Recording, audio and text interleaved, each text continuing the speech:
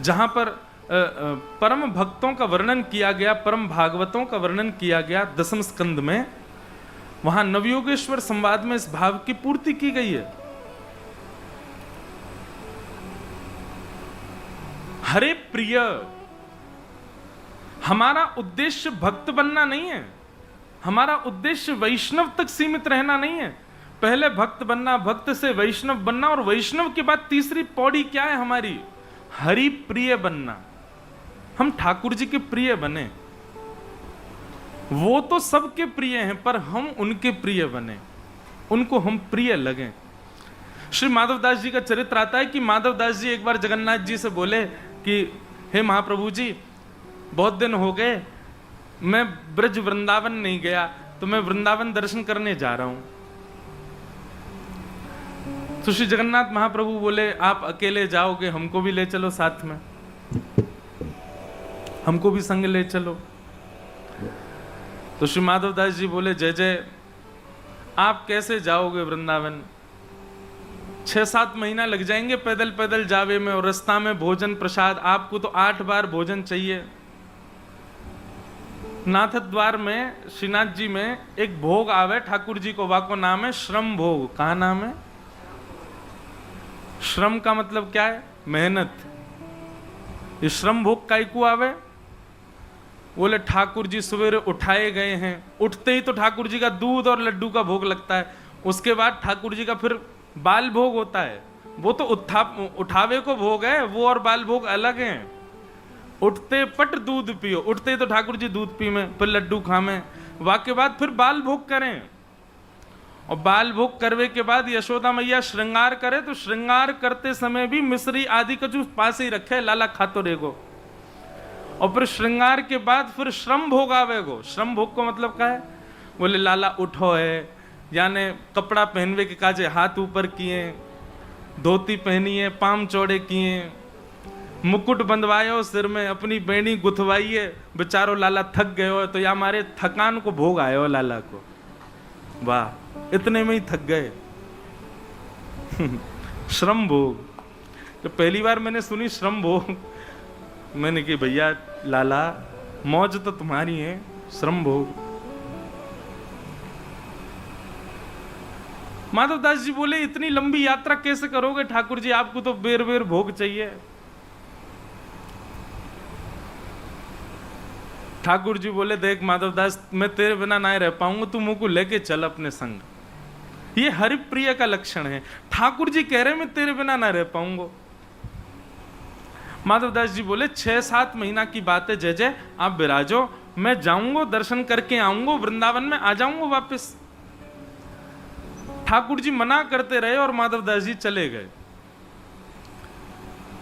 वर्णन आवे कि श्री माधवदास जी को दूसरे दिन ही इतनी जोर की भूख लगी महाराज, जो माधवदास जी 6-6 दिन तक अपनी भोजन पानी को जीत लेते, दूसरे दिन ही भूख के कारण व्याकुल रहने लगे। और महाराज दौड़ करके गांव में गए, गांव में जाके घर में प्रवेश कर गए और मैया से बोले मैया जो बनो हो घर में, कच्छू हो मुंह को ला करके देव पवाओ, बहुत तेज भूख लगी है। मैया ने बैठा करके सुंदर थाली लगा दी, माधवदास जी तुरंत पान लगे। मैया बोली बाबा थोड़ी तो दया करो, तुम्हारे बगल में ऐसा छोटा सा बालक बैठा टुकुर टुकुर तुम्हारी थाली को देख रहा, उसको क्यों नहीं खिला रहे हो? माधवदास जी बोले कोई नहीं है मैया मेरे संग, मैं अकेला हूं। बोले नहीं नहीं, बगल में ऐसे सुंदर सुंदर नेत्र हैं, ऐसे सुंदर हाथ पांव, छोटा सा बालक, मुझे तो तरस आ रहा है, कौन सी मैया ने अपने इतने सुंदर बालक को ऐसे छोड़ दिया बाबा के साथ? अरे बाबा वो बार बार अपने होठ चाट रहे हो, बेचारो भूख लग रही है, उसको खिलाओ ना। माधवदास जी बोले मुझे तो कोई दिख नहीं रहा, कहाँ है मैया? बोले ये इधर बैठे हैं। बोले सांवले हैं? बोले हाँ। नेत्र कैसे? बोले कमल जैसे नेत्र हैं। और देखो अभी किल किल करके हंस रहे हैं, मैं आपको बता रही हूं, तो 4 दांत दिख रहे हैं उनके। माधवदास जी बोले तभी मैं कहूं मुझे इतनी जोर की भूख क्यों लग रही है। आ गए जगन्नाथ जी, संग चल रहे हैं मेरे, ये अदृश्य रूप से मेरे साथ चल रहे हैं, यही हमारे मुंह को भूख लग रही है। महाराज जी माधवदास जी 2 घंटा नहीं चले, 2 घंटा में ऐसी भूख लगे उनको जोर की कि कहीं भागें, फिर कछु पावे और फिर प्रार्थना करें, अरे नेक डट जाओ ठाकुर जी, मुंह को पहुंचन तो दो, इतनी भूख काहे को लगवा रहे हो। और आनंद तो तब आए जब श्री माधवदास जी वृंदावन पहुंच गए। वृंदावन पहुंचते ही ऐसी जोर की भूख लगी महाराज, कहीं से चना खरीद करके चना पालिए और अपने पेट पे हाथ धर के, इन्हीं को जगन्नाथ जी बोल रहे थे, महाप्रभु जी अब नेक रुक जाइयो, मैं राधा वल्लभ जी, बिहारी जी, श्याम सबके दर्शन कर लूं, फिर बाकी बात कछु प्रसादी मिलेगी पवा दूंगो, अब नेक देर शांत रही हूं। श्री बिहारी जी के दर्शन करवे निधिवन राज में गए, तब श्री निधिवन में विराजते ठाकुर जी। इतने में ही सेवा करते भये हमारे स्वामी जी महाराज बाहर आए और बाहर आते ही बोले, भैया तुम में थे माधवदास कौन सो है। माधवदास जी बोले, जय जय माधवदास तो मैं हूं, पर आपको मेरा नाम कैसे पता, मैं तो पहली बार आया हूं वृंदावन।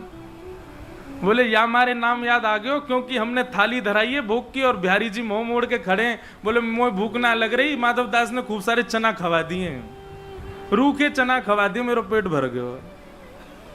माधवदास जी के नेत्र सजल हो गए। इसे कहते हरि प्रिय। हमारा उद्देश्य केवल भक्त वैष्णव तक नहीं है, हमको हरि प्रिय बनना है। ठाकुर जी को इतना प्रेम हो हमसे।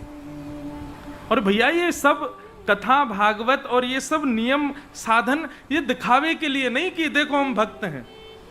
ये कथा कहनो, ये संकीर्तन गानो और ये उत्तान उन्माद में आकर के कीर्तन करनो, ये सब दिखावे के लिए तो कभी मत करियो, नहीं तो हम ही पूतना है।